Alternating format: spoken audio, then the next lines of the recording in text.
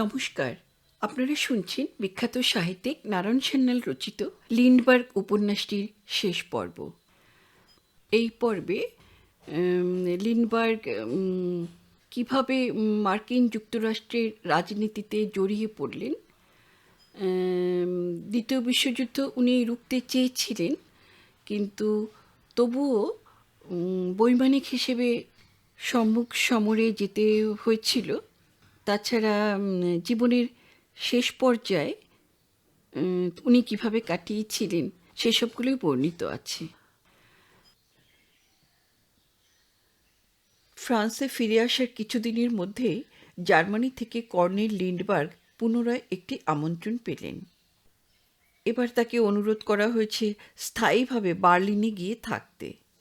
Berlin শহরের নগর নৃপতে Hero Albert স্পিয়ারকে নাকি আদেশ দেওয়া হয়েছে শহরের যে কোনো প্রান্তে কর্নেল লিন্ডবার্গের পছন্দ মতো একটি বাড়ি তৈরি করে দিতে। লোভনীয় প্রস্তাব, কিন্তু প্রত্যাখ্যান করলেন। এবার পরিবর্তে ওরা সিদ্ধান্তে এলেন এবার আমেরিকায় ফিরে যেতে হবে। বিশ্বযুদ্ধ আসন্ন একথা সন্দেহাতীত রূপে বোঝা যাচ্ছে, এবং একথাও নিশ্চিত এই দ্বিতীয় বিশ্বযুদ্ধে হারা জেতা নির্ভর করবে ভূপৃষ্ঠে নয়, সমুদ্রবক্ষে নয়, আকাশমার্গে। কর্নেল লিন্ডবার্গের মতো দক্ষ বৈমানিকের পক্ষে এ সময় নিজ দেশে থাকাই বাঞ্ছনীয়। 8 এপ্রিল 1939, অর্থাৎ দ্বিতীয় বিশ্বযুদ্ধ ঘোষিত হবার মাত্র মাস কয়েক আগে লিন্ডি অ্যাকুয়েটেনিয়া জাহাজযোগে নিউ ইয়র্কের পথে যাত্রা করলেন। অ্যান, তার 2 পুত্র, হ্যাঁ, এতদিনে তার তৃতীয় সন্তানও জন্মলাভ করেছে, এবারেও পুত্র সন্তান, এবং 2টি কুকুর রয়ে গেল ইউরোপে। নিউ ইয়র্কে জাহাজঘাটায় নেমে কর্নেল লিন্ডবার্গ দেখলেন কয়েক ডজন উদ্ধত ক্যামেরা প্রেস ফটোগ্রাফার তাকে ছেকাবান করে ধরেছে। ভ্রুক্ষেপও করলেন না তিনি। তাদের সুপ্রভাত, স্বাগত ইত্যাদি সম্ভাষণের জবাবে নীরব রইলেন। কদিন পরেই তার ডাক এলো হোয়াইট হাউস থেকে। প্রাকযুদ্ধ প্রস্তুতি, national advisory committee for aeronautics এর এক সভায় তাকে যোগ দিতে আমন্ত্রণ করা হলো। লিন্ডবার্গ এলেন ওয়াশিংটনে। মিটিং হলে পৌঁছে দেখলেন শত শত press photographer. Dozen dozen flash বাল্বে চোখ ধাঁধিয়ে গেল। সবার উদ্যোক্তার দল সসম্মানে ওকে হাত ধরে এগিয়ে নিতে এলো। কর্নেল লিন্ডবার্গ বললেন, মাপ করবেন, মিটিংয়ে প্রেস ফটোগ্রাফার থাকলে আমি থাকতে পারবো না। আমি পাশের ঘরে অপেক্ষা করছি। আপনারা স্থির করুন মিটিংয়ে কে থাকবে, আমি না ওই প্রেস ফটোগ্রাফার। অভূতপূর্ব পরিস্থিতি। সমস্ত অধিবেশনটায় ফিল্মে তোলা হবে। সরকারি ক্যামেরাম্যান পূর্বদিন নানান জায়গায় আলো ও ক্যামেরা সাজিয়ে রেখেছে, কিন্তু লিন্ডবার্গ তার সংকল্পে দৃঢ়। শেষে প্রেসের পক্ষ থেকে একজন মাতব্বর এসে বললেন, স্যার, এবারের মতো ক্ষমা ঘেন্না করে মেনে নিন। ভবিষ্যতে আমরা আর আপনাকে বিরক্ত করব না, কথা দিচ্ছি, ওয়ার্ড অব অনার। বিস্ফোরকের মতো ফেটে পড়েছিলেন লিন্ডবার্গ। কি, আপনি আমাকে প্রেস ফটোগ্রাফারদের কথার দামের কথা শোনাতে এসেছেন? সেই লোকগুলো যারা জানালার শাঁসি ভেঙে মরা কাটা ঘরে ঢুকে আমার সন্তানের মৃতদেহের ফটো নেবার জন্য চুরি করে বাক্স খুলেছিল, তারা আজ আমাকে ওয়ার্ড অব অনারের কথা বলতে এসেছে? সোজা কথা শুনুন, ওদের ঘর থেকে বার করে না দিলে আমি এই অধিবেশনে যোগ দেব না। তাই হয়েছিল। কাকে ঠোকরানো সেই অসহায় 2 বছরের শিশুটির প্রতি যে অপমান করেছিল আমেরিকান প্রেস, তার প্রতিশোধ নিলেন এতদিনে তার পিতৃদেব। মাথা নিচু করে একে একে ঘর ছেড়ে বেরিয়ে গেল সাংবাদিকের দল। শেষ ফটোগ্রাফার বিদায় হলে কর্নেল লিন্ডবার্গ সে ঘরে ঢুকলেন। উপায় নেই, আসন্ন যুদ্ধের প্রয়োজনে প্রেস ফটোগ্রাফারের চেয়ে সেদিন আমেরিকার অনেক বেশি প্রয়োজন কর্নেল লিন্ডবার্গকে। তারপরে ওকে যেতে হলো মার্কিন প্রেসিডেন্ট ফ্র্যাঙ্কলিন রুজভেল্টের সঙ্গে দেখা করতে। দুজনের সেই প্রথম ও শেষ সাক্ষাৎ। মাত্র 15 মিনিট কাল। দুজনেই বোধ করে বুঝতে পেরেছিলেন তাদের মতের মিল হবে না। ধূর্ত রুজভেল্ট তার কোনো প্রমাণ রেখে যাননি। সরল প্রকৃতির লিন্ডি দিনপঞ্জিকায় লিখেছিলেন, ওকে আমার পছন্দ হলো, মনে হলো আমরা মানিয়ে নিতে পারবো। যতদিন হাতে হাত মিলিয়ে কাজ করা যায় ততদিনই মঙ্গল। কিন্তু কি জানি কেন আমার মনে হচ্ছে বেশি দিন সেটা করা যাবে না। ওই সাক্ষাৎকারের পরেই তিনি মিসেস লিন্ডবার্গকে তার বার্তা পাঠান আমেরিকায় ফিরে আসতে। তারা সপরিবারে ফিরে এলেন। তার 2 সপ্তাহ পরেই 2 এপ্রিল 1939 তারিখে, অর্থাৎ লিন্ডিসে ঐতিহাসিক অভিযানের 1 যুগ পরে, ওরা সপরিবারে এসে উপস্থিত হলেন লং বিচের বিমান পোতাশ্রয়ে। দেখতে মার্কিন ভূখণ্ড থেকে এয়ারমিল নিয়ে ইউরোপের দিকে উড়ে গেল একটি প্যান আমেরিকান ক্লিপার প্লেন। বিশ্ব ইতিহাসে প্রথমবার। 2 জুন লিন্ডবার্গ ডায়েরিতে লিখলেন, আমেরিকায় ফিরে এলাম একটিমাত্র উদ্দেশ্য নিয়ে। যে প্রতিজ্ঞা ছিল আমার বাবার, আমারও তাই। বাবা আপ্রাণ লড়াই করেছিলেন মার্কিন যুক্তরাষ্ট্র যাতে প্রথম বিশ্বযুদ্ধে জড়িয়ে না পড়ে। আমিও তাই করব। দ্বিতীয় বিশ্বযুদ্ধে আমি তো আজ চার্লস অগাস্টাস লিন্ডবার্গ সিনিয়র। লিন্ডির বয়স এখন 39। বয়স অনুপাতে তাকে একটু বুড়োটে দেখায়। 2 দশক আগে লিন্ডি স্মাইল নামে কি একটা জিনিস ছিল না, ওর পরিচিত মানুষেরা ভাবে। তার শেষ চিহ্নটুকুও মুছে গেল এবার আমেরিকায় ফিরে আসার পর। কারণ এবার তাকে এমন একজন মানুষের সঙ্গে দ্বৈরথ সমরে অবতীর্ণ হতে হলো, যে লোকটা আটলান্টিকের আকাশে দুর্গেয় আবহাওয়ার চেয়েও রহস্যময়, যে প্রকৃতির চেয়েও ক্ষমতাবান, নিয়তির চেয়েও নির্মম। ওর সে প্রতিদ্বন্দ্বী হচ্ছেন মার্কিন যুক্তরাষ্ট্রের প্রেসিডেন্ট ফ্র্যাঙ্কলিন রুজভেল্ট। লিন্ডবার্গ এয়ারফোর্সের রিজার্ভ অফিসার, কর্নেল। ফলে রুজভেল্ট শুধু রাষ্ট্রপ্রধান হিসেবেই তার উপরওয়ালা নন, সেনাবাহিনীর সর্বোচ্চ পদে অধিষ্ঠিত বলেও পদাধিকার বলে ওর বস। জুন 1939-এ আমেরিকায় ফিরে এসে ওর কমান্ডিং অফিসার জেনারেল আর্নল্ড এর কাছে যখন রিপোর্ট করলেন, তখন জেনারেল ওকে প্রশ্ন করেছিলেন, তোমাকে একটা ব্যক্তিগত কথা জিজ্ঞাসা করব? লিন্ডবার্গের সম্মতি পেয়ে তিনি পুনরায় প্রশ্ন করেন, ঠিক করে বলো তো, সত্যি তুমি কি চাও? সেনাবাহিনীতে থাকবে না সক্রিয় রাজনীতিতে যোগ দেবে? লিন্ডবার্গ সেদিন সরাসরি এই প্রশ্নের জবাব দেননি, এড়িয়ে গিয়েছিলেন প্রশ্নটা। কিন্তু কিছুদিনের মধ্যেই তাকে আবার আসতে হলো সমর দপ্তরে, বেসরকারি বিমান প্রতিষ্ঠানগুলির পরামর্শদাতা হিসেবে।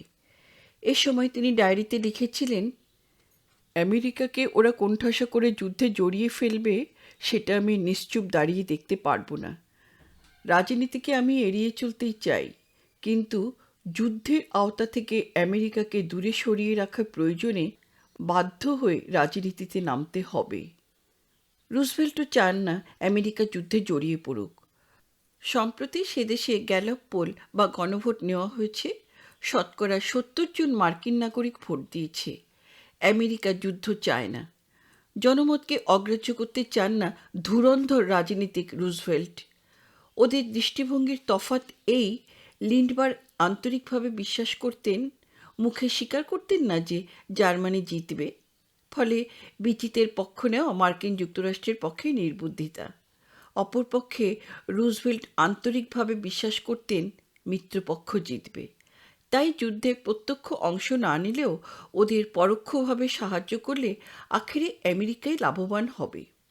দ্বিতীয় কথা, লিন্ডবার্গ নাৎসি মতবাদের মূল কথাটা, শক্তিমান জাতি পৃথিবী শাসন করবে, এই তত্ত্বটা অবিশ্বাস করতেন না, কিন্তু রুজভেল্ট করতেন। লিন্ডবার্গ হিটলারের আত্মজীবনী পড়েনি, কিন্তু রুজভেল্ট শুধু পড়েই ক্ষান্ত হয়নি, রীতিমতো দাগ দিয়ে বারে বারে পড়েছে।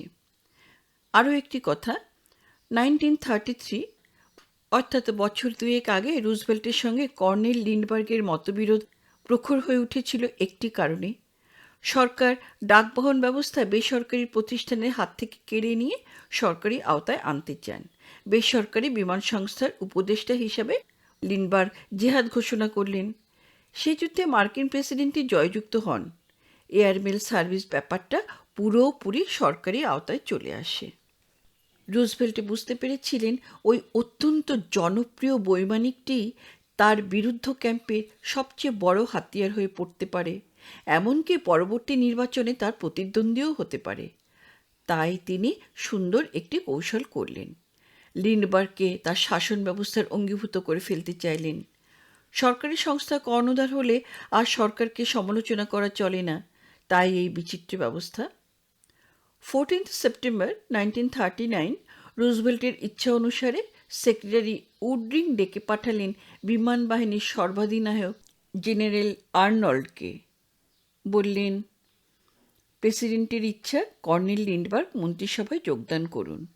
এজন্য প্রেসিডেন্ট একটি নূতন পদ সৃষ্টি করতেও ইচ্ছুক, সেক্রেটারি ফর এয়ার, বিমান সচিব।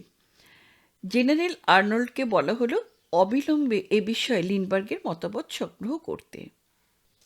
এখান থেকেই রহস্যের শুরু। জেনারেল আর্নল্ড নিশ্চয়ই বুঝতে পেরেছিলেন প্রেসিডেন্টের মূল উদ্দেশ্য, অর্থাৎ লিন্ডবার্গকে বিপক্ষ শিবির থেকে সদলে আনা।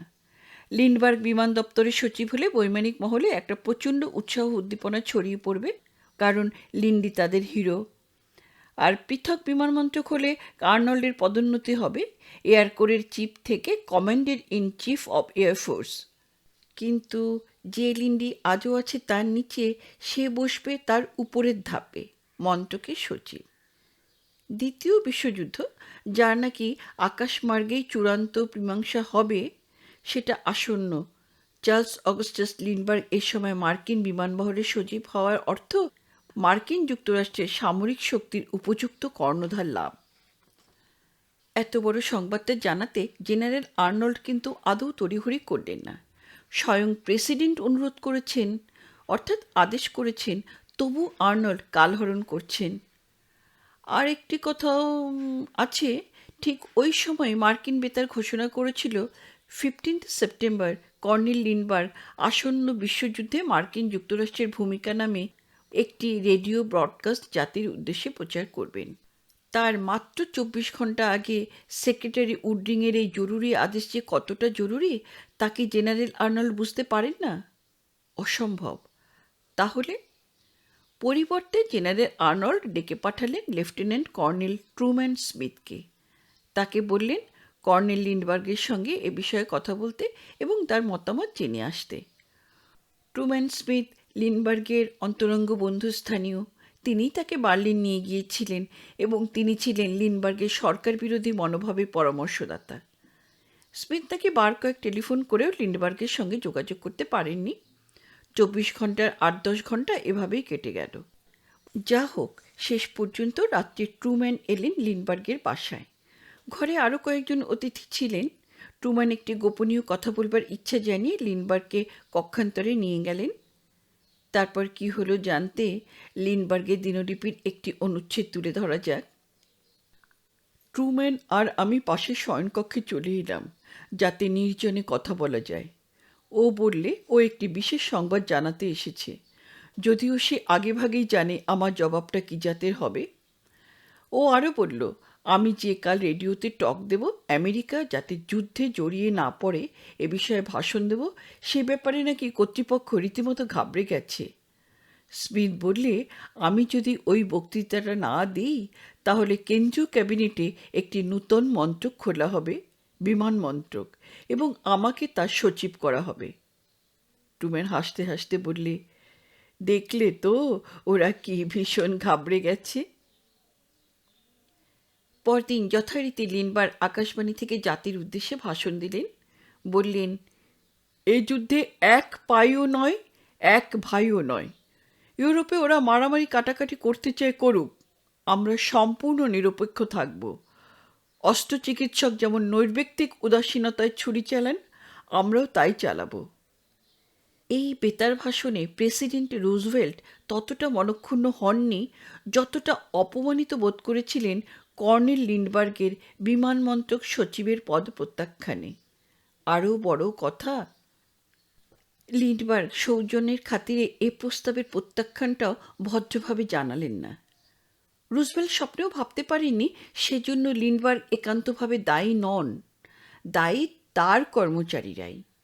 প্রস্তাবটা তার কাছে পেশ করা হয়েছিল রীতিমতো অপমানকর ভাষায়, প্রায় ঘুষ দেওয়ার প্রস্তাব।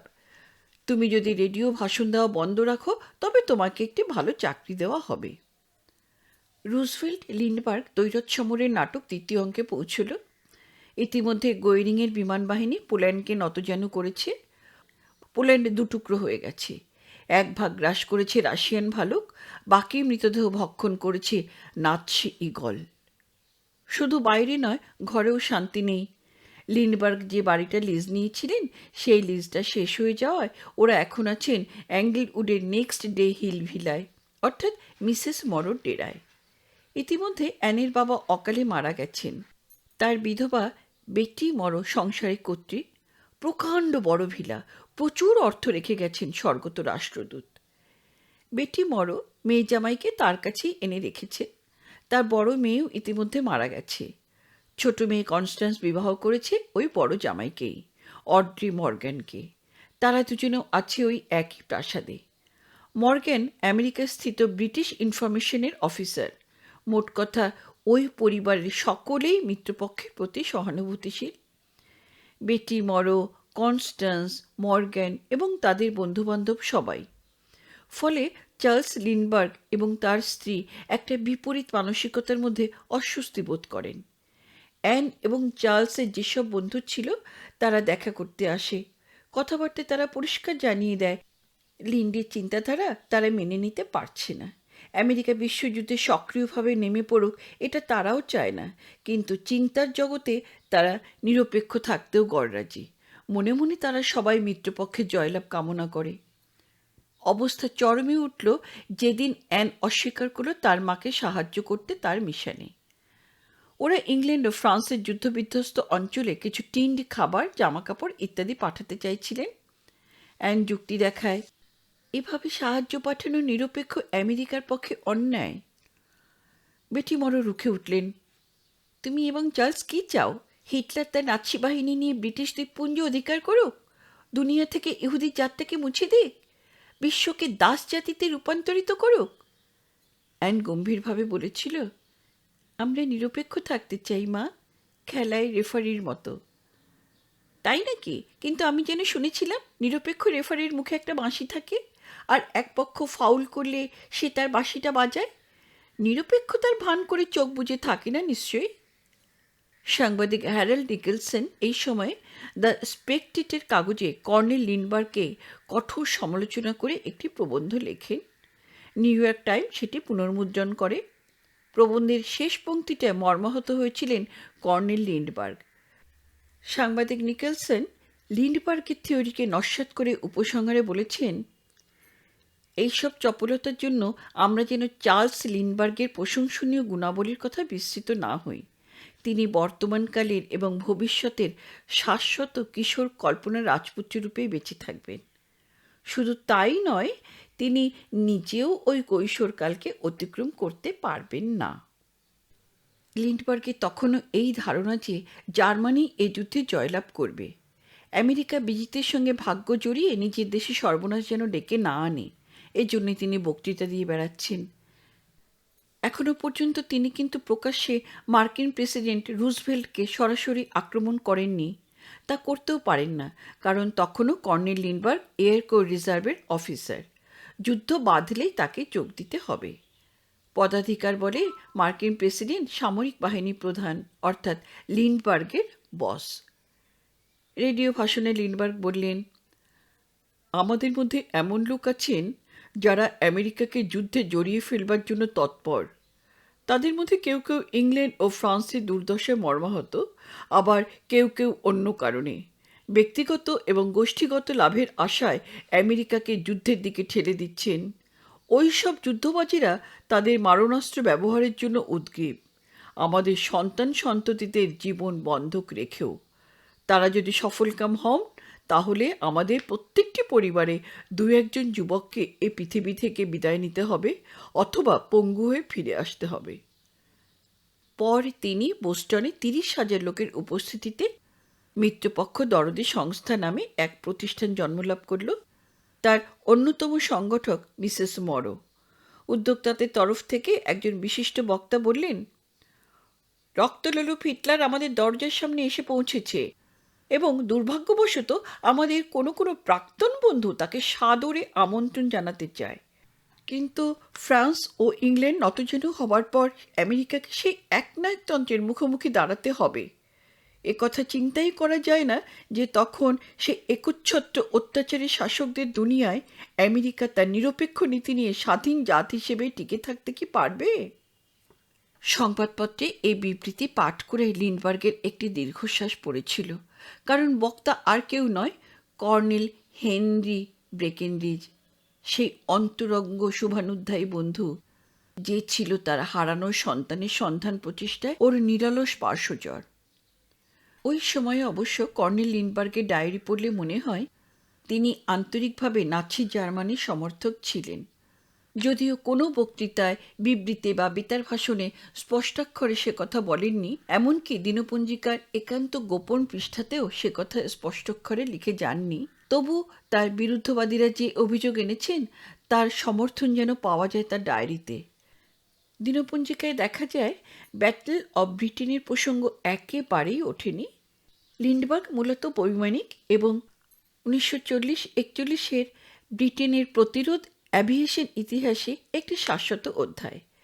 যে কোনো নিরপেক্ষ বিচারক বলবে প্রবল জার্মান লাফতাক বাহিনীর বিরুদ্ধে চার্চিলের এই আত্মরক্ষামূলক যুদ্ধ, ব্রিটিশ এয়ারফোর্সের মনোবল, তাদের রুখে দাঁড়ানোর স্পর্ধা বিমানযুদ্ধের ইতিহাসে একটি উজ্জ্বল অধ্যায়। অথচ আশ্চর্য, লিন্ডবার্গের দিনপঞ্জিকায় এ বিষয়ে একটা প্রশংসার কথা নেই। শুধু তাই নয়, উল্লেখমাত্রও নেই। কারণটা কি?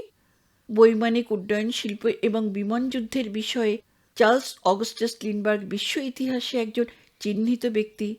কেমন করে তিনি এ বিষয়ে উদাসীন থাকতে পারেন, এমনকি ডায়েরির পৃষ্ঠাতেও? জবাব পাওয়া গেল ওর ভাষা খুঁটিয়ে বিচার করে।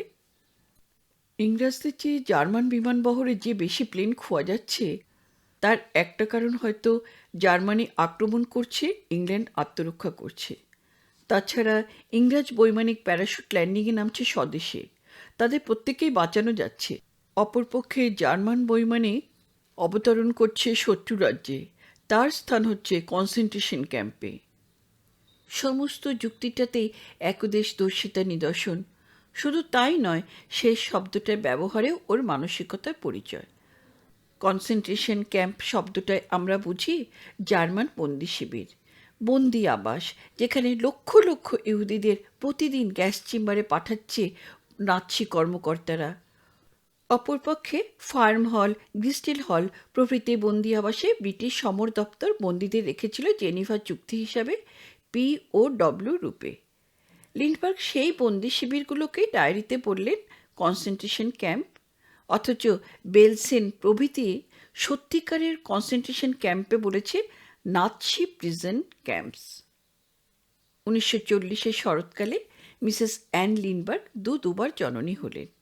না যমজ সন্তান নয়, একটি কন্যা সন্তান, প্রথম কন্যা, এবং দ্বিতীয়টি একটি গ্রন্থ, the web of the future. রুজভেল্টপন্থীদের পত্রিকায় তার কঠোর সমালোচনা বার হলো। রুজভেল্টের কেন্দ্রীয় ক্যাবিনেটের অন্তর্বিভাগীয় সেক্রেটারি হ্যারল্ড আইকস সমালোচনায় লিখলেন, the web of the future হচ্ছে আমেরিকার একটি বিশেষ শ্রেণীভুক্ত চিন্তাশীলদের বাইবেল। তারা হচ্ছে আমেরিকান নাৎসি, ফ্যাসিস্ট মার্কিন ডাকাত। কিন্তু ইতিমধ্যে কর্নেল লিন্ডবার্গের একদল সমর্থক জুটে গেল। জন্ম নিয়েছিল আরেকটি সংস্থা, আমেরিকা ফার্স্ট কমিটি, যাদের মূলমন্ত্র এ বিশ্বযুদ্ধে মার্কিন দৃষ্টিভঙ্গি থেকে আমেরিকাই প্রধান, তাকে নিরপেক্ষ থাকতে হবে, কোনো ক্রমেই আমেরিকা যাতে যুদ্ধে জড়িয়ে না পড়ে তাই তাদের দেখতে হবে। মিত্রপক্ষ দরদি সংস্থার বিরোধী দল হিসেবে এই প্রতিষ্ঠানটি ইতিপূর্বে কাজ করে যাচ্ছিল।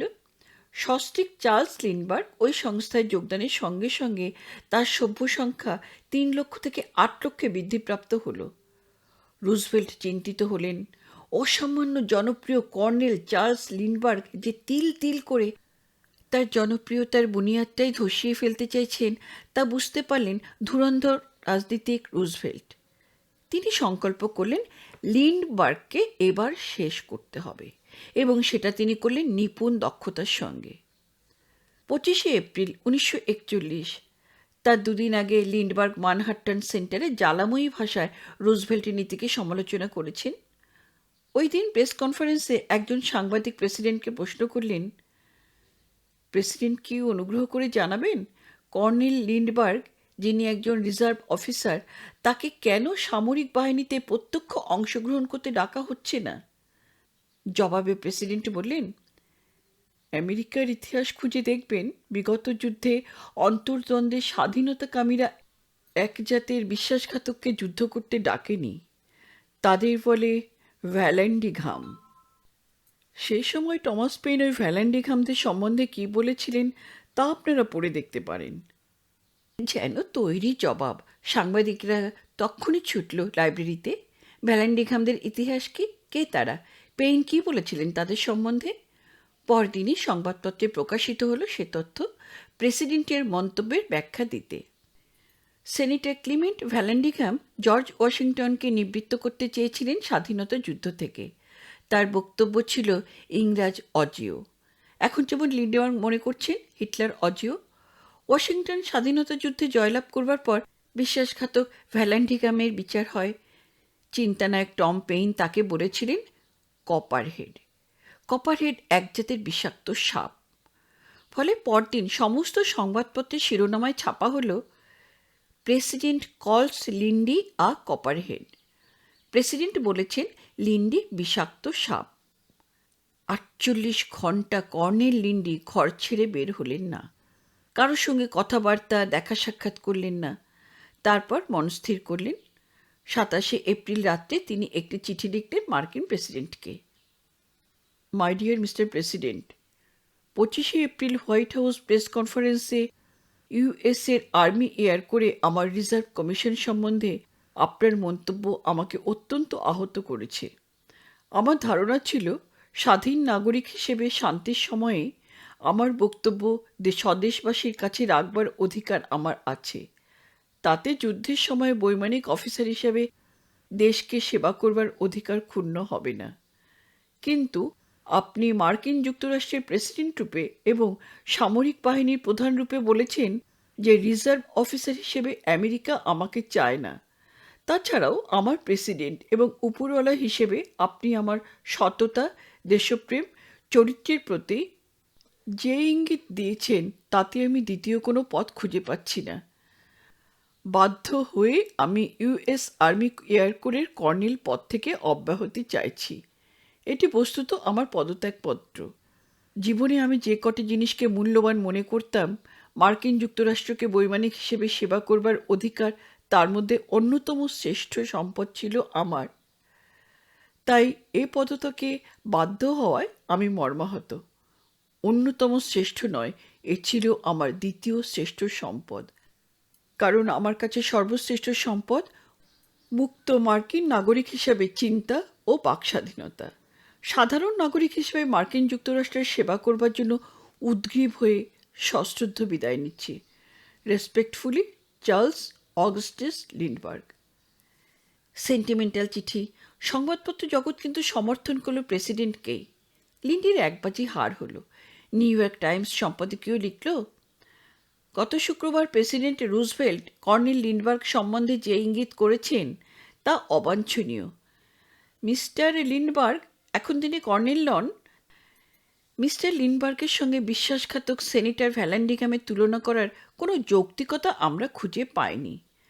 অপরপক্ষে কোনো আমেরিকান, যে সামরিক অথবা বেসামরিক যাই হোক না কেন, অ্যাক্টিভ সার্ভিসে থাকুন অথবা রিজার্ভেই থাকুন, নিজেকে এত বড় ভাবতে পারে না যাতে তার সামরিক বড়কর্তা বা কমান্ডার ইন চিফ ধমক দিলে, হোক তা চিন্তাধারা অনুযায়ী অন্যায় ধমক, সে বলবে যে তাহলে আমি দেশকে সেবা করব না।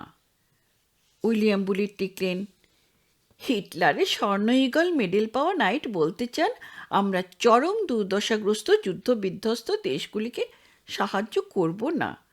শান্তি আমাদের কিনতেই হয়, দাম দিয়ে যদি দাসত্ব দিয়ে দিতে হয় তাতেই সই।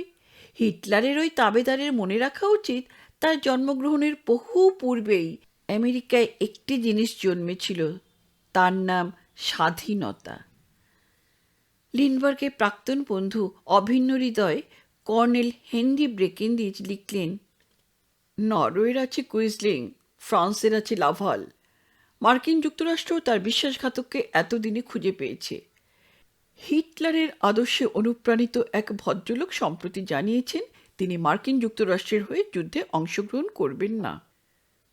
ওই সময় থেকেই সরকারি গোয়েন্দা সংস্থা FBI মিস্টার লিন্ডবার্গকে নজরবন্দি করে রাখে। তার প্রতিটি পদক্ষেপ লেখা হতে থাকে গোয়েন্দা ডায়েরিতে। তার টেলিফোনে আড়ি পাতা হয়। লিন্ডবার্গ তা জানতেনও না, জানলেও হয়তো ভ্রুক্ষেপও করতেন না।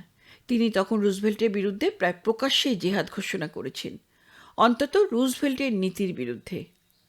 রুজভেল্ট অত্যন্ত বিচলিত, কীভাবে ওই পাগলকে রোখা যায়।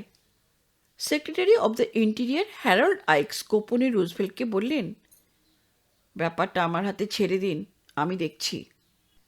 হ্যারল্ড আইক্স অতি ধুরন্ধর রাজনীতিক। ইতিপূর্বে ফ্র্যাঙ্ক রুজভেল্টের এক সম্ভাব্য প্রতিদ্বন্দ্বীকে ধরাশায়ী করেছে সে, ক্লিন নকআউট। ওয়ান ওয়ার্ল্ডের লেখক অতি জনপ্রিয় ওয়েন্ডেল উইলকিকে।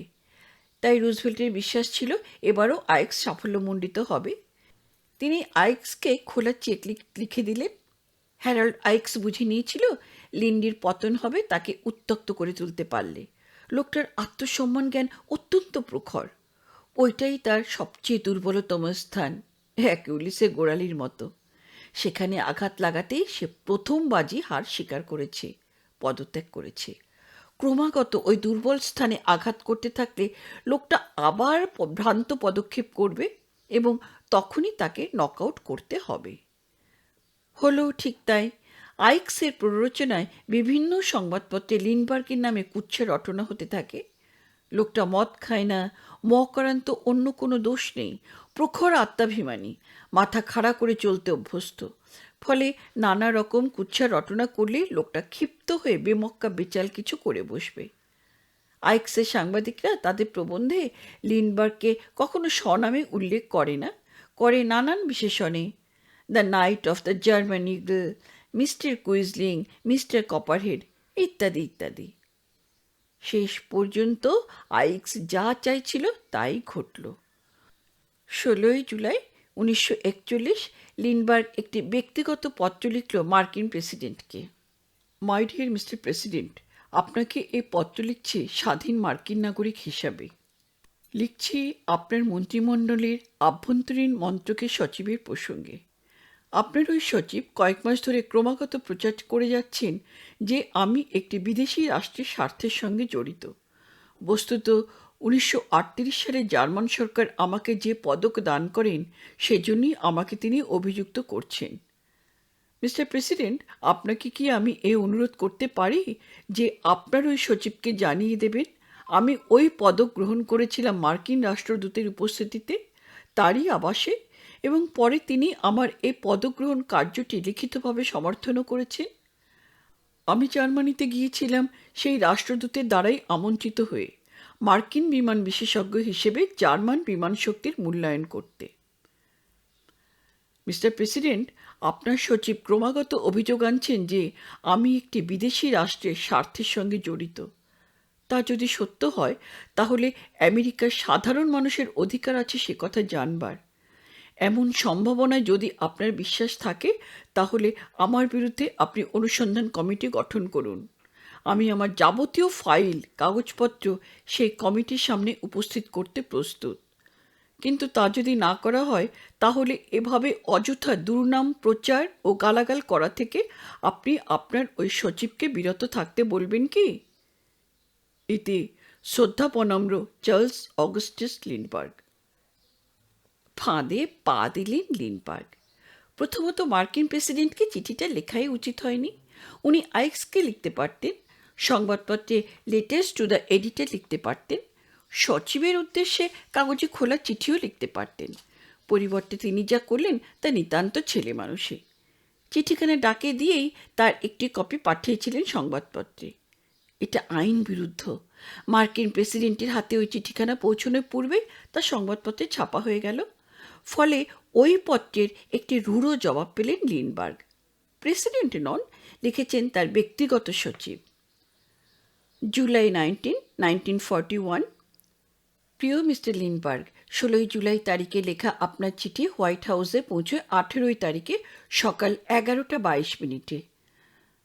অবশ্য তার আগের দিনের সংবাদপত্রে আপনার চিঠি সমস্ত সংবাদপত্রে ছাপা হয়েছিল। গতকালের সংবাদপত্রের পক্ষ থেকে এ বিষয়ে আমাদের মতামত জানতে চাওয়া হয় প্রেসিডেন্ট ওই চিঠি পাঠ করে কি বুঝছেন। তাদের আমি বলেছিলাম, চিঠির মাথায় প্রেসিডেন্টের নাম থাকলেও বস্তুত ওটি প্রেসের জন্যই লেখা। প্রেসিডেন্টকে জবাব দেবার সুযোগ দেওয়া হয়নি। প্রেসিডেন্টের তরফে আপনাকে যে জবাব লিখছি, এটি অবশ্য আমরা প্রেসে পাঠাচ্ছি না, কারণ এই চিঠি প্রেসকে লেখা নয়, আপনাকেই লেখা। তাই চিরাচরিত ভদ্রতা নির্দেশে আপনার অনুমতি ছাড়া এ পত্র প্রেসে পাঠানো হবে না। ভেরি সিনসিয়ারলি ওর্স, স্টিফেন আলি, প্রেসিডেন্টের সেক্রেটারি। ফলে আর এক বাজি হার হলো লিন্ডির। আমেরিকা যুদ্ধ চায় না, চাইছে না, অধিকাংশ লোকই সে হিসেবে লিন্ডির পক্ষে। কিন্তু পাকে চক্রে বারে বারে অপদস্থ হচ্ছে লিন্ডবার্গ। নিউ ইয়র্ক টাইমসের এক সংবাদদাতা লিখছে, সেদিন লাফায়েত হোটেলে ডিনার রুমে খেতে খেতে নজর হলো সামনের দেওয়ালে একটা প্রকাণ্ড ছবি ছিল, সেটা নেই।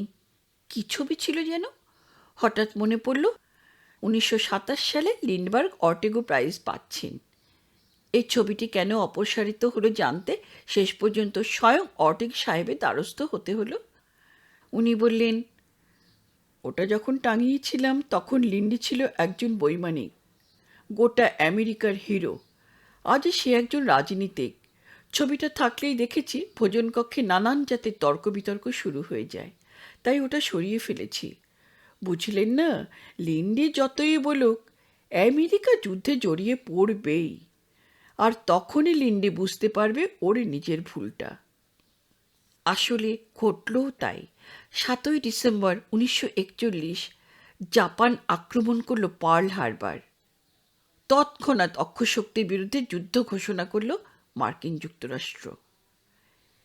এমনই একটা জাতীয় সংকটের মুহূর্ত, যখন রাজনীতিকেরা তাদের ছোটোখাটো দ্বন্দ্ব, মতভেদ, ক্ষুদ্রতা ভুলে যায়। সকলেই আশা করেছিল লিন্ডি রুজভেল্ট বিরোধ এমন একটা চরম মুহূর্তে মিটে যাবে। গেল না। তার জন্য দুজনেই দায়ী। মার্কিন যুক্তরাষ্ট্র জাপানের বিরুদ্ধে যুদ্ধ ঘোষণা করেছে। একথা শোনা মাত্র স্লিম লিন্ডি যদি সেই সংবাদপত্র হাতে ছুটে যেত নিকটতম রিক্রুটিং সেন্টারে, বলতো, আমি যুদ্ধে নাম লেখাতে চাই, তাহলে ঘটনা নিশ্চয়ই অন্য খাতে বইত।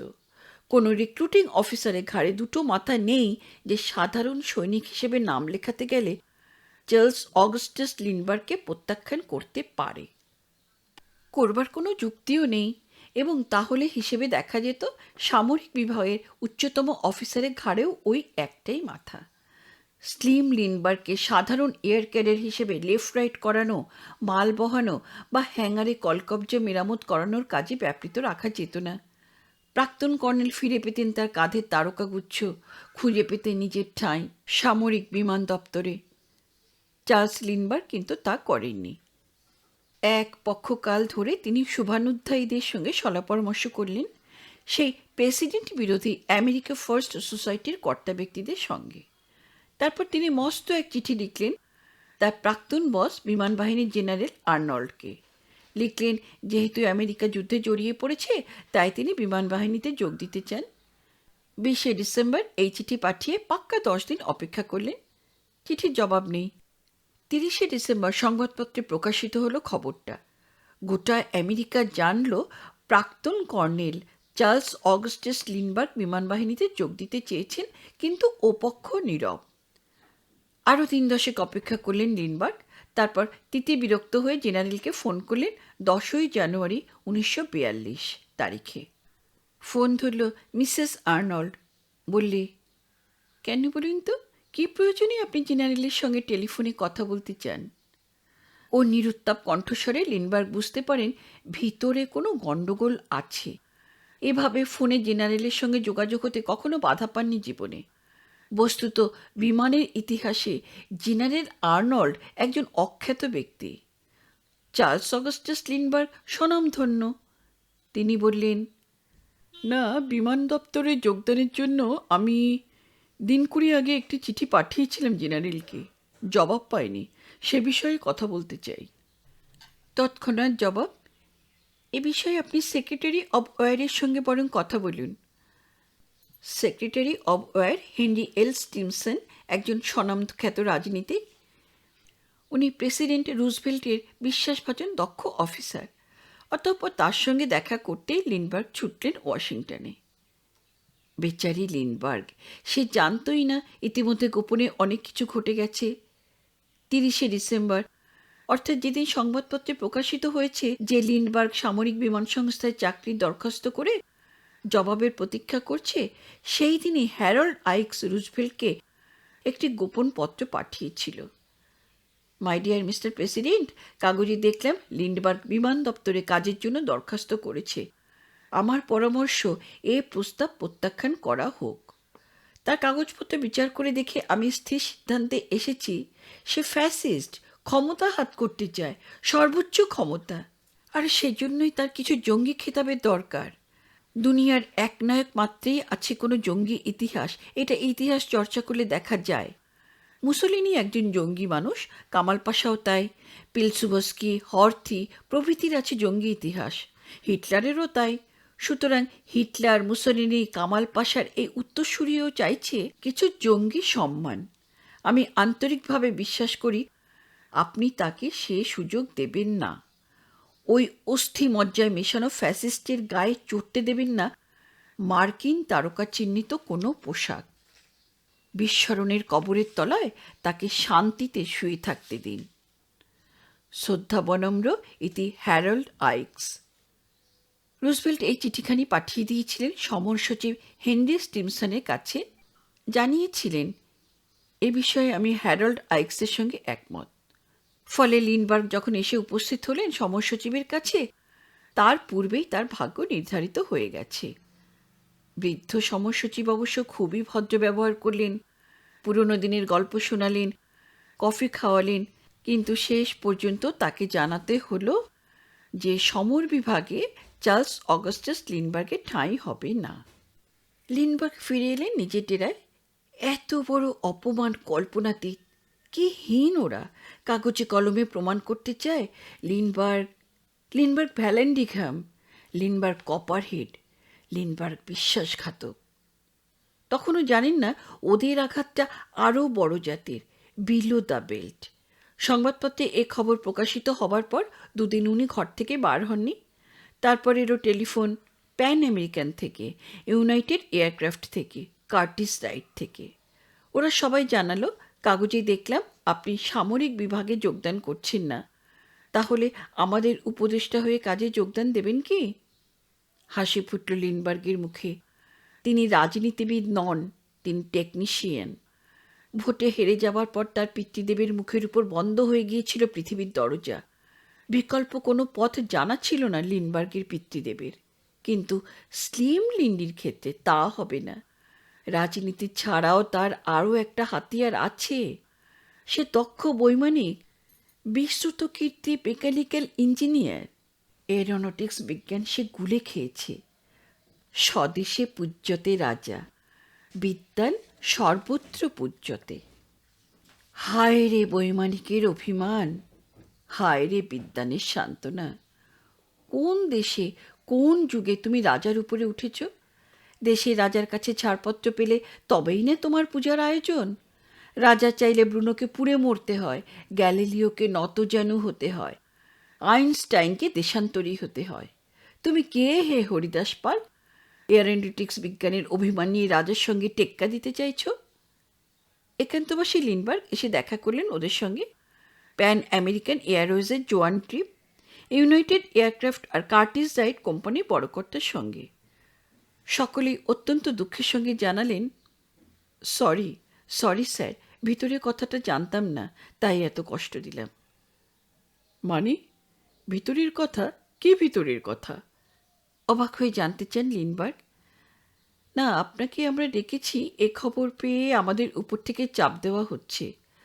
মানে আপনি আমাদের প্রতিষ্ঠানে এলে সরকারি অর্ডার পাবো না। উপর থেকে মানে? কে বলছে কথা? মাপ করবেন, নামটা কেমন করে বলি? অর্থাৎ কোনো আমলা কুলোচূড়ামণি, কোনো কংগ্রেসের হর্তাকর্তা, কোনো সেনেটের হোমরা চোমরা। আভাসে ইঙ্গিতে তারা বুঝিয়ে দিয়েছেন বড়কর্তার ইচ্ছাটা।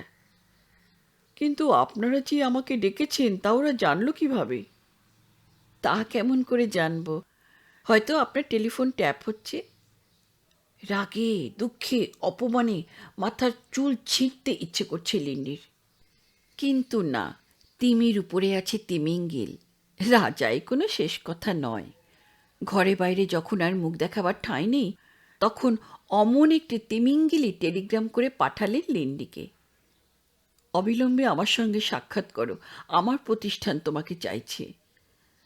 কোনো আমলা কুলোচূড়ামণি কাঠের ঘোড়ো, কংগ্রেসের হত্যাকর্তা কিংবা সেনেটের হোমরা চোমরার হিম্মত হলো না তাকে গিয়ে বলে, কাজটা ভালো করছেন না স্যার, বড় করতে বিরক্ত হবেন। কারণ সবাই জানত তিনি থোড়াই কেয়ার করেন মার্কিন প্রেসিডেন্ট ফ্র্যাঙ্ক রুজভেল্টকে। বরং রুজভেল্টের মন্ত্রিসভায় তটস্থ ভদ্রলোক না চটে যান। সেই অসীম প্রভাবশালী ভদ্রলোকের নাম হেনরি ফোর্ড। 1927 থেকে দুজনে দুজনকে চেনেন। ঘনিষ্ঠ আলাপ ছিল না। লিন্ডির মুখের সামনে সরকারি বেসরকারি দরজাগুলি কিভাবে একে একে বন্ধ হয়ে গেছে তা তিনি নিশ্চয়ই জানতে পেরেছিলেন। ধনকুবেরের নিজস্ব চরবাহিনী আছে, তাই তিনি স্বতঃপ্রণোদিত হয়ে ডেকে পাঠিয়েছিলেন চার্লস লিন্ডবার্গকে। লক্ষ লক্ষ মোটর গাড়ি তিনি ছড়িয়ে দিয়েছেন পৃথিবীময়। কোটি কোটি ডলার খাটছে তার ব্যবসায়ে। এখন স্থির করেছেন মোটর গাড়ি নয়, বিমান তৈরি করতে হবে। তার প্রয়োজন এরোনটিক্স বিজ্ঞানের শ্রেষ্ঠ প্রতিভা। তাই এই তার বার্তা।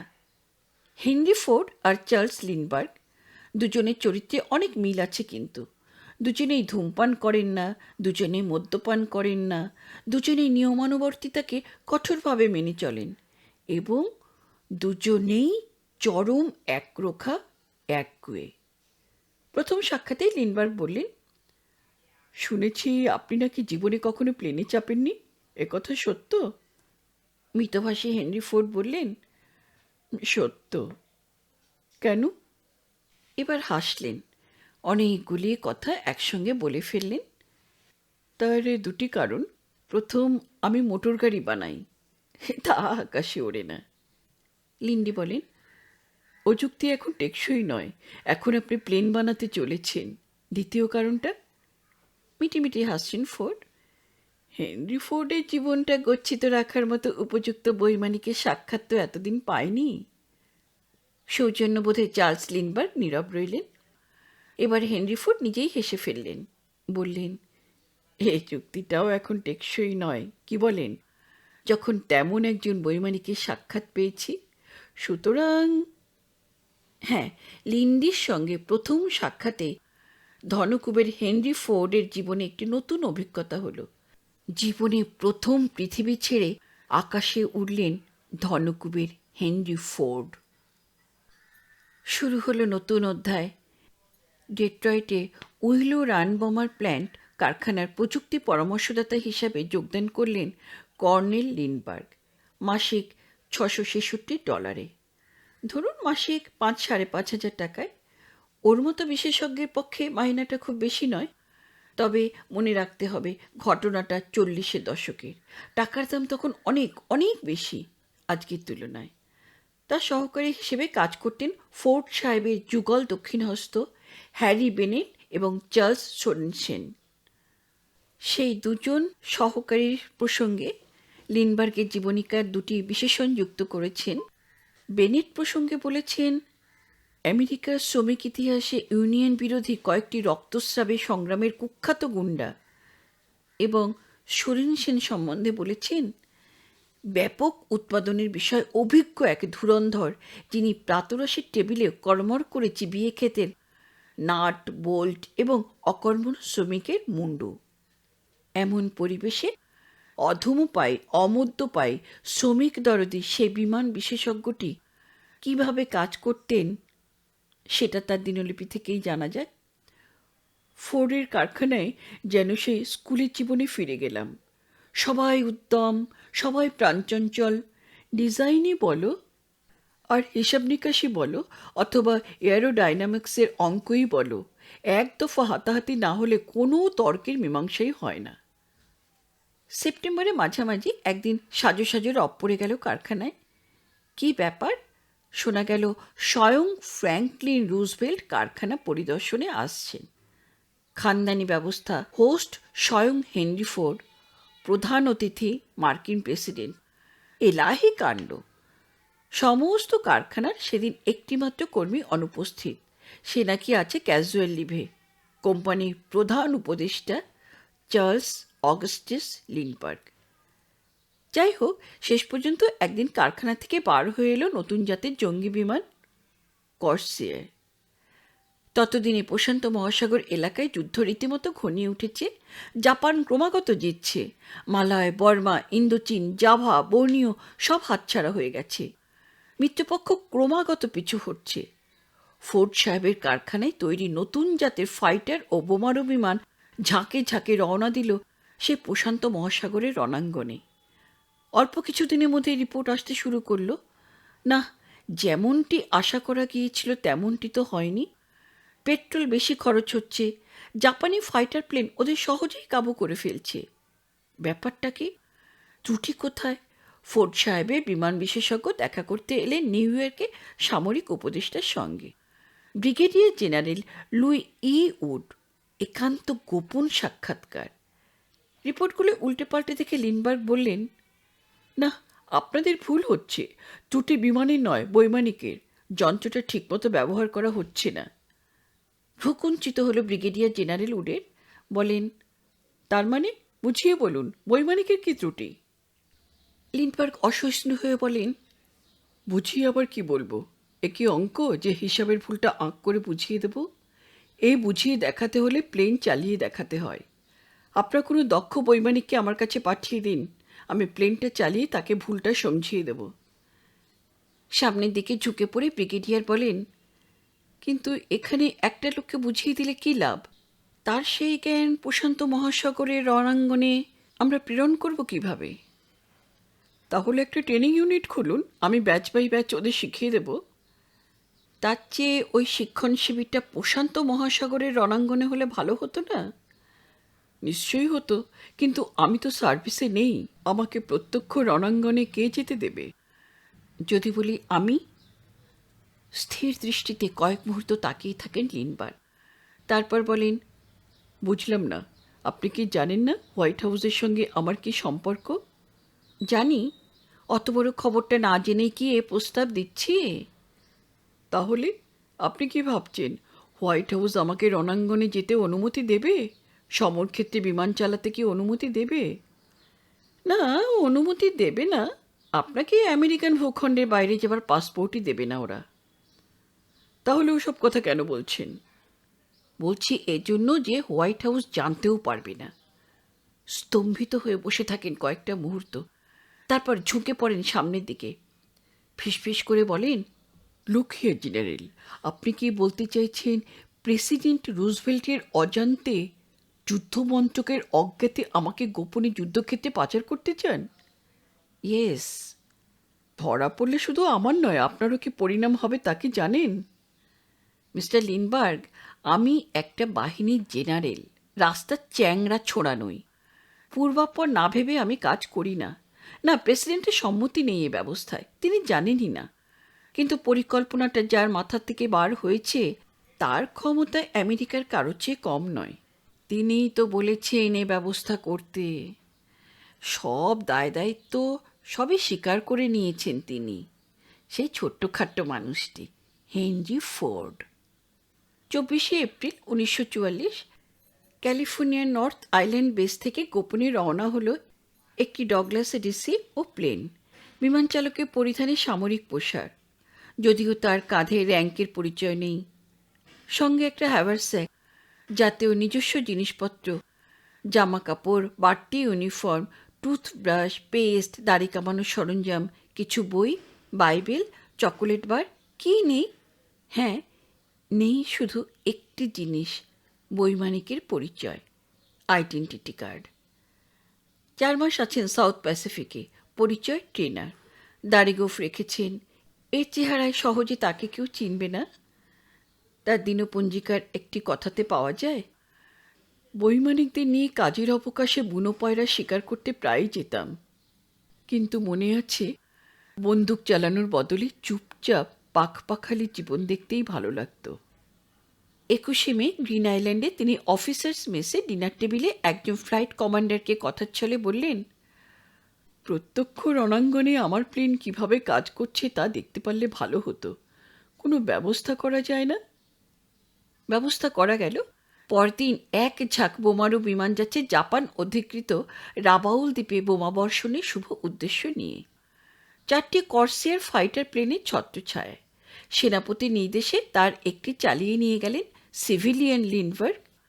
যাত্রা মুহূর্তে সেনাপতি সাবধান করে দিলেন, আপনি সামরিক বাহিনীর লোক নন, আপনি শুধু পরিচালক, স্বয়ং মেশিনগান চালাবেন না যেন। ভোর রাত্রে নিরাপদে ফিরে এলো সব কয়টি বিমান। সেনাপতি ওই বেসামরিক মানুষটিকে ডেকে জিজ্ঞাসা করলেন, মেশিনগান চালানোর প্রয়োজন হয়নি নিশ্চয়ই? নিশ্চয়ই হয়েছিল। বলেন কি, কিভাবে? জাব্বেটারা বোধহয় চিনতে পারেনি যে এটার চালক জঙ্গি নয়। ওদের দোষ দিতে পারি না। শুনুন কি হয়েছিল বলি।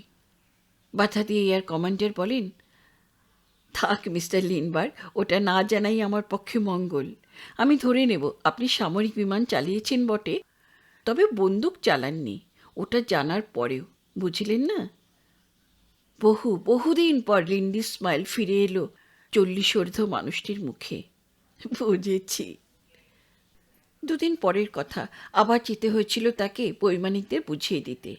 নিউ আয়ারল্যান্ড দ্বীপের কাছে সমুদ্র তীরে দেখতে পেলেন একটি জাপ সৈনিক একা সমুদ্রে স্নান করছে। সমুদ্র তীর সম্পূর্ণ নির্জন, ত্রিসীমানায় লোকজন নেই। সৈনিকটি তার জামা কাপড় খুলে রেখে নিশ্চিন্ত মনে নগ্ন স্নান করছে।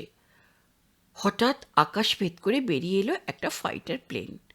লোকটা চোখ তুলে তাকালো, নিরাপদ আশ্রয় থেকে ছুটতে থাকে। ঈগল পাখির মতন শো করে নেমে এলো লিন্ডবার্গের প্লেনটা। লোকটার দূরত্ব 1000 গজও হবে না। অব্যর্থ লক্ষ্যে মেশিনগানটা তাক করলেন। তারপর কি জানি কেন ট্রিগার থেকে হাতটা সরিয়ে নিলেন।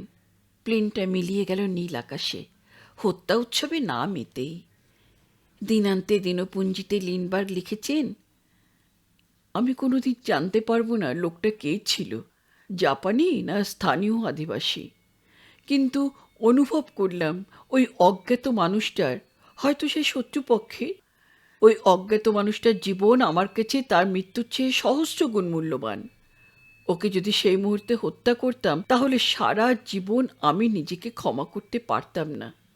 একটা নগ্ন, দুঃসাহসী, আত্মরক্ষায় অপারগ মানুষ, কিন্তু সন্দেহাতে চুপে সে তো মানুষই। কানাঘুষোয় খবরটা শেষ পর্যন্ত পৌঁছে গেল পূর্ব রণাঙ্গনের হেডকোয়ার্টারে, স্বয়ং জেনারেল ম্যাক আর্থারের দপ্তরে। কে ওই অজ্ঞাতনামা বিমান শিক্ষক? বৈমানিকদের মধ্যে এত কিসের গুজগুজু ফুসফুস? তলব পড়ল তার। চার্লস অগাস্টাস লিন্ডবার্গকে হাজিরা দিতে হলো ব্রিসবেনে পূর্ব রণাঙ্গনের সদর দপ্তরে। দর্শনমাত্র জেনারেল ম্যাক আর্থার ওকে চিনতে পারলেন। কিভাবে উনি এসেছেন তা ধৈর্য ধরে শুনলেন। শেষে বললেন, কর্নেল, ব্যাপারটা অত্যন্ত বিপজ্জনক। আপনি যদি মারা যান তাহলে আমাদের কোনো কৈফিয়ত থাকবে না। যদি বাধ্য হয়ে প্যারাশুট ল্যান্ডিংয়ে শত্রু সীমানায় অবতরণ করতে হয় তাহলে আপনি বন্দী হিসেবে ব্যবহার আশা করতে পারেন না, যেহেতু আপনি সামরিক অফিসারই নন। সেক্ষেত্রে আপনাকে অথবা আমাদের বাঁচাতে পারবে না, স্বয়ং হেনরি ফোর্ডও নন। আপনি কি তাহলে আমাকে ফিরে যেতে পরামর্শ দিলেন? অশান্তভাবে মাথা নাড়েন জেনারেল ম্যাক আর্থার। তাই বা বলি কোন আক্কেলে? আপনি আসার পর বৈমানিক মহলের চেহারাটাই যে পাল্টে গেছে। তা আমি সেনাপতি, আমি বুঝি না বলতে চান? তাহলে আচ্ছা দেখি ভেবে। হিসাবে দেখা গেছে 179 ঘন্টা তিনি বিমানযুদ্ধে অংশ নিয়েছেন, 50টি ডগ ফাইটে, একাধিক শত্রু বিমান ভূপতিত করেছেন। 28শে জুলাই একটি বড় জাতের আকাশযুদ্ধে তাকে অংশ নিতে হয়। অল্পের জন্য বেঁচে যান। উনি আসার আগে ফাইটার বিমানের রেঞ্জ ছিল 570 মাইল। ওর পরামর্শ মতো কাজ করায় সেটা বেড়ে গিয়ে হলো 700 মাইল। যুদ্ধের গতি পরিবর্তিত হয়ে গেল।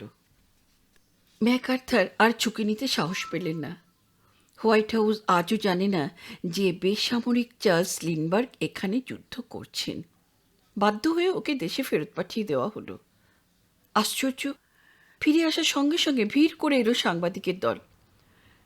অনেকদিন বাইরে ছিলেন স্যার, কোথায় ছিলেন এতদিন? No comments. এ কথা কি সত্যি যে অস্ট্রেলিয়ার ব্রিসবেনের জেনারেল ম্যাক আর্থারের সঙ্গে? No comments. জবনিকাপাত হল দ্বিতীয় বিশ্বযুদ্ধের শেষ পর্যায়ে ফ্র্যাঙ্কলিন রুজভেল্ট মারা যাওয়ায়। 1945 থেকে 1974, দীর্ঘ 29টি বছর। শুধু দেহে নয়, মনেও একটা পরিবর্তন এসেছে। জীবনের মূল্যবোধই যেন পরিবর্তিত। যুদ্ধান্তে রণবিধ্বস্ত জার্মানিতে আবার এলেন। বোমা বিধ্বস্ত বিমান কারখানায় এসে কেমন যেন একটা নির্বেদ আচ্ছন্ন করল তাকে। এখানে 1938 সালে দেখেছিলেন হাজার হাজার নিয়মনিষ্ঠ কর্মী জার্মান যুবকদের চোখে বিশ্বজয় বাসনা। আজ তা শ্মশান।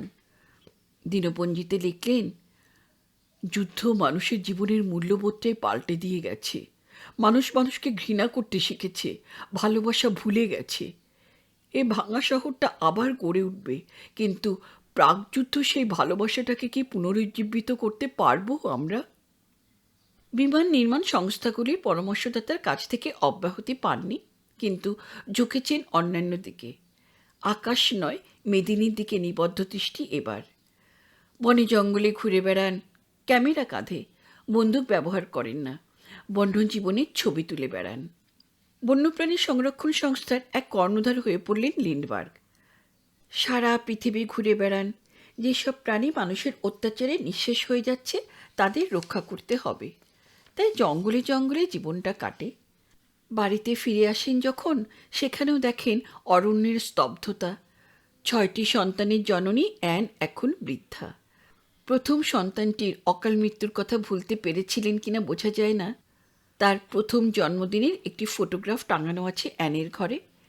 টেবিলের উপর বার্থডে কেকের উপর একটিমাত্র মোমবাতিতে জ্বলছে জীবন প্রদীপ। চার্লস অগাস্টাস লিন্ডবার্গ জুনিয়র বাড়িয়ে দিয়েছে বাঁ হাতটা কেকের দিকে। প্রথম সন্তানের ওই ফটোখানাই আছে মায়ের কাছে। বাদবাকি 5টি সন্তান থেকে অন্যত্র। জন বিয়ে করেছে, সে এখন ওশানোগ্রাফার, সমুদ্রবিদ। ল্যান্ড বিয়ে করেছে তার সহপাঠিনীকে। মন্টানায় খামার বাড়িতে চাষবাস নিয়ে আছে। অ্যান প্রথম কন্যাও বিবাহিত, থাকে তার ফরাসি স্বামীর বাড়িতে। স্কট আছে ইউরোপে, তার বউ ফরাসি চিত্রকর। শেষ সন্তান রিভ অবশ্য অবিবাহিতা, কিন্তু সেও বড় একটা বাড়িতে থাকে না। মায়ের মতো সেও সাহিত্য সেবা করে, বাইরে বাইরেই কাটায়। বুড়ো বুড়ি তাই একা। বুড়ো মেতে আছে গাছগাছালি পাখপাখালি নিয়ে, আর বুড়ি বুড়ি বই নিয়ে। ক্রমে আবার সক্রিয় জীবনে ফিরে এলেন লিন্ডবার্গ। নিখিল বিশ্ব সংস্থাগুলির সভ্য থেকে কর্ণধার হয়ে ওঠেন। বন্যজন্তু সংরক্ষণ, সামুদ্রিক জীব সংরক্ষণ, আবহাওয়া দূষিত যাতে না হয় তার সংস্থা, নানান জনহিতকর প্রতিষ্ঠান। শুরু হলো ছোটাছুটি, লেখালেখি, মিটিং, সেমিনার, লেকচার। মিসেস লিন্ডবার্গ লিখলেন, চার্লসকে এতটা খুশিয়াল, এতটা উত্তেজিত হতে কখনোই দেখিনি। প্রথমবার বিমান চালনায় সে যেমন উৎফুল্ল হয়েছিল, এখনও যেন তেমনভাবেই জীবনকে উপভোগ করছে। ওর জীবন দর্শনের আমূল পরিবর্তন হয়ে গেছে। একবার আবিসিনিয়ার সম্রাট হাইলে সালামের আমন্ত্রণে কেনিয়াতে গিয়ে শুনলেন ফিলিমানজারো জঙ্গলে শিকার করতে গিয়ে একজন শিকারী গন্ডারের আক্রমণে বিধ্বস্ত হয়েছে। নিমন্ত্রণ খাওয়া মাথায় উঠল। রাজার একটি প্লেন নিয়ে উড়ে গেলেন অকুস্থলে, সঙ্গে চিকিৎসক ডক্টর মাইকেল উড। দেখা গেল গন্ডারের শিকারীর পেট ফুটো করে দিয়েছে। তাঁবুতে লণ্ঠনের আলোয় ডক্টর উড রোগীর দেহে অস্ত্রোপচার করলেন, ক্ষতস্থান সেলাই করে দিলেন। রোগীটি প্রাণে বেঁচে গেল। ডক্টর উড তখন একটা রাইফেল ঝুলিয়ে নিলেন নিজের কাঁধে। লিন্ডবার্গের দিকে আরেকটা রাইফেল বাড়িয়ে ধরে বললেন, একটা কর্তব্য শেষ হয়েছে, এবার দ্বিতীয়টা সারতে হবে। চলুন এবার সেই গন্ডারটাকে শেষ করব। আপনি তো বিখ্যাত শিকারী। লিন্ডবার্গ জবাবে বলেছিলেন, আমার মন বদলে গেছে। দ্বিতীয় বিশ্বযুদ্ধের পর থেকে ওই মন্ত্রটাকে আমি পরিহার করে চলি। ওই যাকে আপনারা বলেন দাঁতের বদলে দাঁত, চোখের বদলে চোখ। সত্যি অদ্ভুত পরিবর্তন হয়েছে তার। দিনপঞ্জিকায় লিখছেন, সেদিন সেই অরণ্যে বাবলা গাছের নিচে রাত্রিযাপনের শেষে যখন উষালগ্নের কাকলিতে আমার ঘুম ভেঙে গেল, তখন পরিষ্কারভাবে অনুভব করলাম এক নূতন জীবন সত্য, যা মানুষের ভোলা উচিত নয়। বিবর্তনের জটিল পথে একটা পাখির যা সাফল্য, তার তুলনায় এরোপ্লেন তৈরি অকিঞ্চিতকর। এরোপ্লেন তো অত্যুন্নত প্রযুক্তিবিদ্যার উপর নির্ভরশীল, আর সেই প্রযুক্তিবিদ্যার যে যে এলাকায় এগিয়ে গেছে, সেই অঞ্চলে পাখির দল নিশ্চিহ্ন হয়েছে। আমি সিদ্ধান্তে এলাম, আমাকে যদি বেছে নিতে বলা হয় তবে বলবো, এ দুনিয়ায় বরং পাখিই থাকুক, এরোপ্লেন নিশ্চিহ্ন হয়ে যাক। কর্নেল লিন্ডবার্গ, না কর্নেল নয়, জেনারেল লিন্ডবার্গ, হ্যাঁ, যুদ্ধান্তে তার পদোন্নতি হয়েছে। তখনও নভোশ্চর সংস্থার পরামর্শদাতা। 1968 সালে হঠাৎ পেলেন এক জরুরি আমন্ত্রণ। প্রেসিডেন্ট লিন্ডন জনসন তাকে একটি ভোজসভায় উপস্থিত থাকতে নিমন্ত্রণ করছেন। চন্দ্র অভিযাত্রীদের রওনা হবার পূর্বে প্রেসিডেন্ট আয়োজিত ভোজসভা। লিন্ডবার্গ সস্ত্রীক যোগ দিলেন এবং কেপ কেনেডি থেকে যেদিন মনুষ্যবাহী প্রথম রকেট রওনা হলো, সেদিন বিশিষ্ট অতিথিদের মধ্যে তিনিও উপস্থিত ছিলেন। এগুলো বাধ্য হয়ে কিছুটা লোকলজ্জায় তাকে করতে হতো। তার আসল কর্মক্ষেত্র ছিল অন্যত্র। লিন্ডবার্গ আলাস্কায় ছুটে গেলেন শ্বেতভল্লুক হত্যা উৎসব বন্ধ করতে। জাভা দ্বীপে উড়ে গেলেন এক সিংহওয়ালা গন্ডার হত্যা উৎসব বন্ধ করতে। নীল তিমি শিকার স্থগিত করার ব্যাপারে তার অবদান অনস্বীকার্য। নভোশ্চর মাইকেল কলিন্স এসেছিলেন লিন্ডবার্গের কাছে তার বিচিত্র অভিজ্ঞতা ক্যারিং দ্য ফায়ার গ্রন্থের ভূমিকা লেখাতে। লিন্ডবার্গ লিখে দিলেন আর বললেন, তুমি এমন একটি নির্জনতার মুখোমুখি হয়েছ যা মানব সভ্যতায় কেউ কখনো হয়নি। তাই হয়তো জীবন সত্যকে নির্জনে বুঝে নেবার সুযোগ তুমিই প্রথম পেলে। ইতিমধ্যে আরও একটা ব্যাপার হয়েছে। ওর এক বন্ধু হ্যারিসন একবার ওকে এসে বলল ফিলিপাইন দ্বীপের তামারুর কথা। তামারু এক জাতের বন্য মহিষ। ফিলিপাইন দ্বীপের জঙ্গলে তাদের পাওয়া যায়, অর্থাৎ যেত। জীববিজ্ঞানী হ্যারিসন বললেন, হয়তো এখনও কয়েকশো তামারু আছে ওই জঙ্গলে, তবে যে হারে তাদের হত্যা করা হচ্ছে তাতে আরও বছর 10-15 পরে তারা মরিশাসের ডেকো পাখির স্বগোত্র হয়ে যাবে। চঞ্চল হয়ে ওঠেন বৃদ্ধ লিন্ডবার্গ। ফিলিপাইনে প্রেসিডেন্ট কিছু করতে পারেন না? তিনি শিক্ষিত, আধুনিক মনা, চেষ্টাও করছেন, কিন্তু পারছেন না। আসলে জনমত গঠন করে উঠতে পারছি না আমরা। উঠে বসলেন লিন্ডবার্গ এজি চেয়ার থেকে। বললেন, আপনি ব্যবস্থা করুন, আমি নিজে যাব। যেমন করে হোক এ সর্বনাশ ঠেকাতে হবে। পাগলকে রোখা গেল না। প্রশান্ত মহাসাগর পাড়ি দিয়ে লিন্ডবার্গ এলেন ফিলিপাইন দ্বীপে। তার এ অভিযানের কথা ছাপা হলো সব কাগজে, পৃথিবীর সর্বত্র। ফলে রাতারাতি জনমত তৈরি হয়ে গেল। ফিলিপাইনের রাষ্ট্রপ্রধান জেনারেল লিন্ডবার্গের সঙ্গে জঙ্গলে জঙ্গলে ঘুরে বেড়ালেন। বন্ধ হলো তামারু হত্যা। কে জানে এর জন্য ইতিহাস আগামী শতাব্দীতে চার্লস অগাস্টাস লিন্ডবার্গকে মনে রাখবে কিনা। ফিলিপাইনের প্রেসিডেন্ট বললেন, আপনাকে তাহলে আরও একটি কথা বলি। আমার এই দ্বীপে একটি জাতি আছে, তার নাম তামাদে, আদিম নিগ্রয়ের আদিবাসী। 20-25 হাজার বছর আগে ওরা নাকি আফ্রিকা অঞ্চল থেকে এই দ্বীপে আসে। সংখ্যায় ওরা অনেক ছিল। বর্তমানে মিন্দানাও দ্বীপে মাত্র কয়েকশো ঘর আছে। সম্পূর্ণ উলঙ্গ, আগুনের ব্যবহার জানে, কিন্তু ধাতুর ব্যবহার জানে না। আশপাশের উন্নত গ্রামবাসীর অত্যাচারে এই অসভ্য জাতটাও জীবন সংগ্রামে শেষ হয়ে যেতে বসেছে। দুরন্ত কৌতূহল হলো লিন্ডবার্গের। তিনি তৎক্ষণাৎ রাজি হলেন, এ বিষয়ে প্রেসিডেন্টকে সর্বতোভাবে সাহায্য করবেন। তাই করেছিলেন। বস্তুত জীবনের শেষ দিন পর্যন্ত বলা যায় তাই করেছিলেন। 1973 সালে ওর স্বাস্থ্য ভেঙে পড়ে। শরৎকাল নাগাদ ফিরতে হলো নিউ ইয়র্কে 104 ডিগ্রি জ্বর নিয়ে। ভর্তি করা হলো নিউ ইয়র্কের হাসপাতালে। 2 সপ্তাহ ধরে নানান রকম পরীক্ষা নিরীক্ষা করে সিদ্ধান্ত এলেন ডাক্তারবাবুরা। বৃদ্ধা মিসেস অ্যান লিন্ডবার্গকে জনান্তিকে ডেকে বললেন, আমরা দুঃখিত ম্যাডাম, উনি এখন চিকিৎসার বাইরে। ক্যান্সার, মাস 6 বাঁচতে পারেন। অ্যান লিন্ডবার্গ জবাব দিতে পারেননি। ডাক্তারবাবু বললেন, আমার মনে হয় এ কথাটা ওকে না জানানোই ভালো। যে কদিন বাঁচবেন আনন্দেই থাকুন না কেন। মাথা নাড়লেন অ্যান। দাঁত দিয়ে নিচের ঠোঁটটা কামড়ে কয়েক মুহূর্ত নীরবে সামাল দিলেন। তারপর বললেন, মাপ করবেন ডাক্তারবাবু, তা হবে না। আমি জীবনে ওর কাছ থেকে কোনো কিছু গোপন করিনি। আর আর তাছাড়া আমি ওকে চিনি। এ খবরটা শুনলে ও ভেঙে পড়বে না, বরং ওর যা বাকি কাজ তা মাস ছয়েকে শেষ করে যেতে পারবে। আপনি আমাকে অনুমতি দিন ডাক্তারবাবু। অনুমতি দিলেন ডাক্তারবাবু। বেশ, যা ভালো বোঝেন করুন। নিদারুণ সংবাদটা দেওয়া হলো মৃত্যু পথযাত্রীকে। তৎক্ষণাৎ ফুটে উঠল তার মুখে অনেক অনেক দিন আগে সেই যুদ্ধের আমলে হারিয়ে যাওয়া লিন্ডির স্মাইল। বললেন, খুব ভালো করেছো খবরটা বলে। তুমি তো জানো, প্ল্যান না করে আমি কখনো ফ্লাই করি না। 6 মাস যথেষ্ট সময়, এর মধ্যে গুছিয়ে নিতে পারবো। তুমি ভেঙে পড়নি তো? সাদা চুলে ভরা মাথাটা ঝাঁকিয়ে অ্যান জানালেন, তিনি স্বাভাবিক। আমার একটা শেষ অনুরোধ রাখবে? বলো। অনিবার্য পরিণামটাকে আমার ইচ্ছে মতো গ্রহণ করার সুযোগ দাও। কি কি বলতে চাইছো তুমি? ছেলে মেয়েদের খবর দাও, ওরা আসুক, একটা বিদায় ভোজ দাও। তারপর আমি একটা প্লেন নিয়ে রওনা হব সমুদ্রের উপর। রেডিওতে আমার কণ্ঠস্বর শুনবে শেষ মুহূর্ত পর্যন্ত। পেট্রোল ফুরিয়ে গেলে অ্যাটলান্টিকে মিশে যাব। অ্যাটলান্টিক, সেই 1927 সাল থেকে সে আমাকে ডাকছে। দু হাতে মুখ ঢেকে অ্যান দৃঢ়ভাবে মাথা নাড়েন। না, এ ব্যবস্থায় তিনি রাজি নন।